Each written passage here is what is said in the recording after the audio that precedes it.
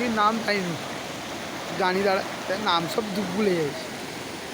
নতুন তো, হ্যাঁ এটা নতুন স্পট একদম। 15 তারিখে উদ্বোধন হয়েছে এটা। 12 তারিখ। 15 তারিখে। আজকে কত তারিখ? তাহলে বুঝতে পারছিস, সেই জন্য বলো ও পাশে কিছু যাওয়ার দরকার নেই, তুমি এ পাশে গিয়ে কভার করে নিলে তোমার মান শুনে যাবে।